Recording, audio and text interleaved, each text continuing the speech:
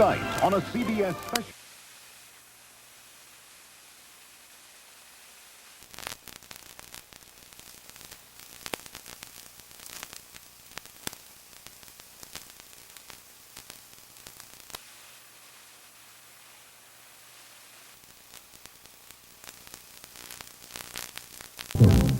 Dennis Weaver.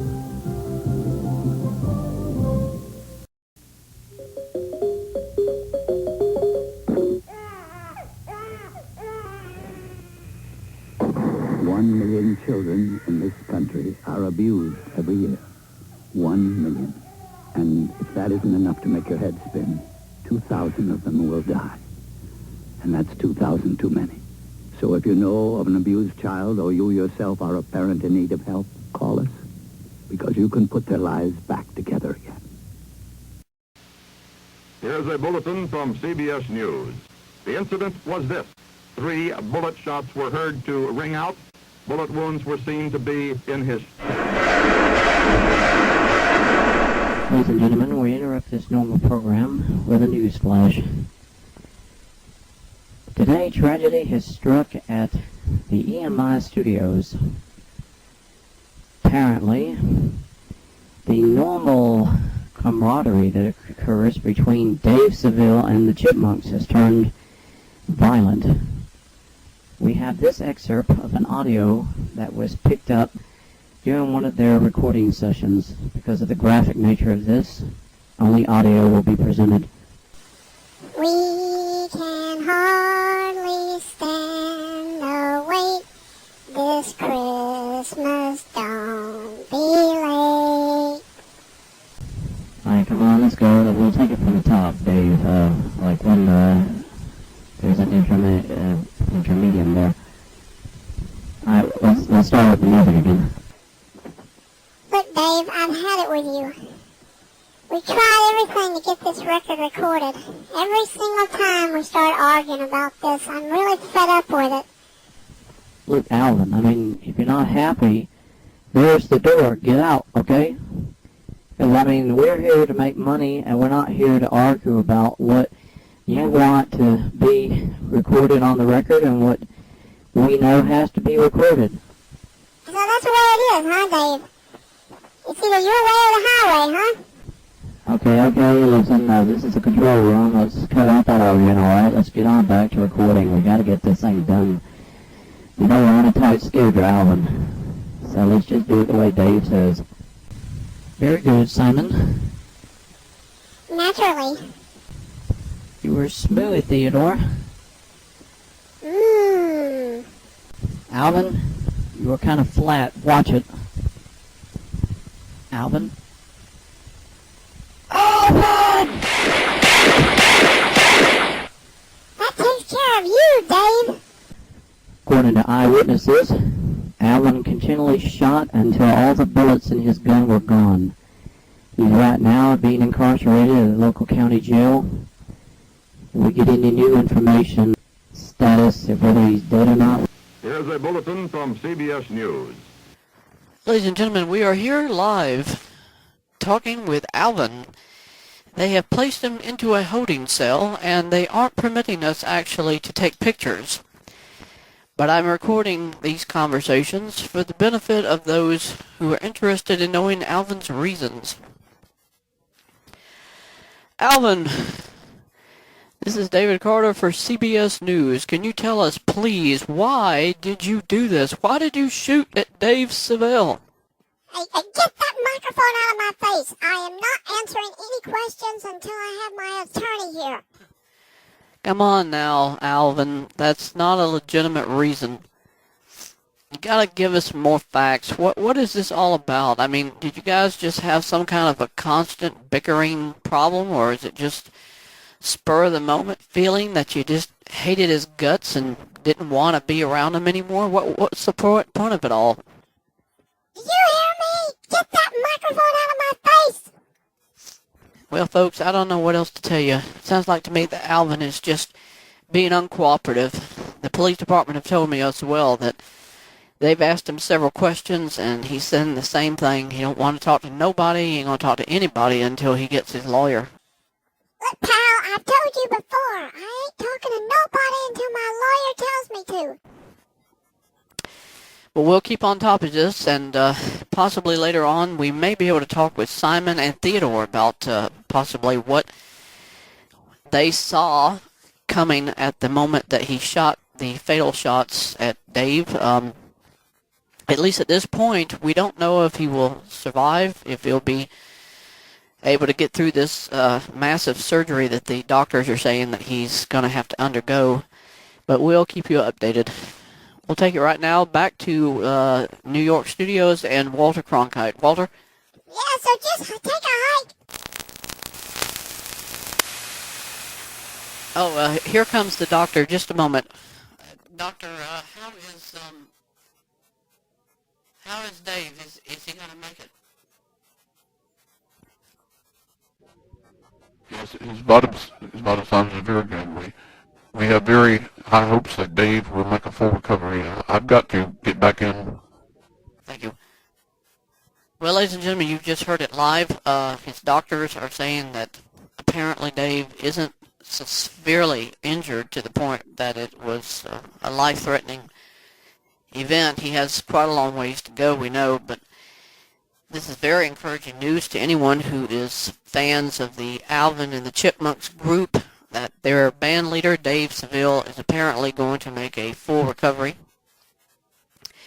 If and when the opportunity arises, Walter, we will come back here live and try to get an interview with Dave if and when he comes out of surgery and he's able to talk with us.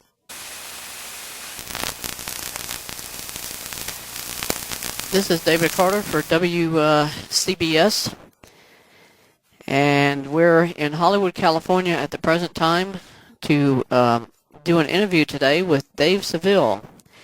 He's the band leader of the Alvin and the Chipmunks, who in the past 3 to 4 days was severely injured, if not potentially almost shot to death by Alvin during one of the recording sessions during Christmas Day in the EMI studios. We've been told now by the doctors that he is well enough to do an interview with us. To be understood, he is probably not going to be able to answer too many questions, but they're saying that he is conscious, and he has been willing now to have a brief interview with us, with CBS, and we're going in to talk with Dave at this present time. Dave, my name is David Carter. I work for CBS News out of New York for WCBS. We're really, really sorry to hear that this tragedy has happened to you, of all people, because whenever we hear you on these records, you and Alvin and Simon and Theodore all seem to be so happy. And I know that it's a part of your job to have these outbursts, towards Alvin because it makes it funnier. But we never knew that behind the scenes there was really this hatred that was building up between you and Alvin. What is your opinion, Dave, as to why would Alvin do something like this? What was your opinions about that? Well, I can't say. I'm just trying as hard as I can right now to make this interview. It really hurts, in my chest area. But I can tell you honestly, I cannot believe Alvin would do this to me. It doesn't make sense to think about it. We were having such a good time doing the recording, and then he started up about this totally unexpected argument about us not getting along, and the recording wasn't going the way he hoped it would, and he wasn't getting to say the things he wanted to in the record, and we were already behind schedule on the recording anyway, and I kept saying to him, look, Alvin, there's nothing else I can do. I mean, if you're not happy, you should just hit the road. I was mad already at Alvin, but I was mad at everybody at the recording studio. We have a hard type of job, It's very stressful, and you've got so much time that you have to record this and get it out. And we just we didn't know what we were going to do with getting it done if Alvin wasn't happy with what we were trying to do.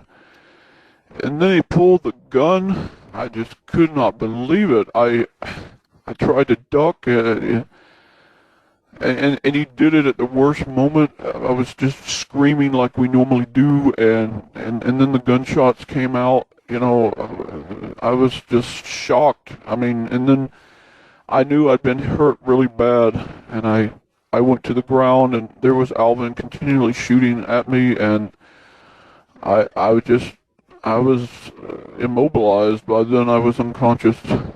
I mean, there's millions of children, Dave, who are just praying for you, and we're getting reports that children are writing letters in school to you of get well soon, and just want you to know that what you've been through, you've got loyal fans of millions of children out there who are right now writing to you and offering get well soon wishes, and you know that'll be an encouragement, I know, for you.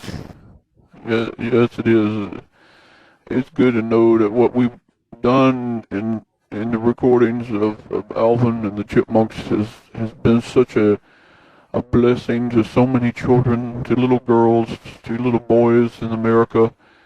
To all of them, I'd say thank you so much for thinking of me, and I know that I have a long way to go, but I'm never going to stop doing these recordings, because even if we got somebody else to play Alvin, it would never be that same camaraderie. But I do thank you on behalf of Theodore and Simon and me, that we have fans throughout the world who care about us. Thank you so much. Thank you, Dave. I'm going to leave you now because I know you need to get some rest.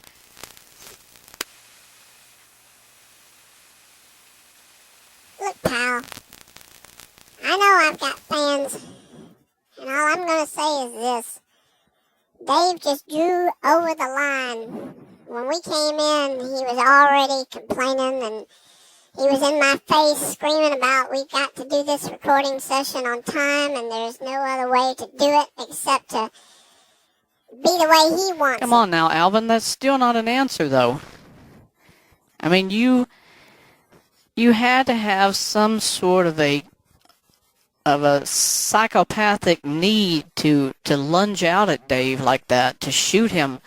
I mean, not just once, you shot him multiple times.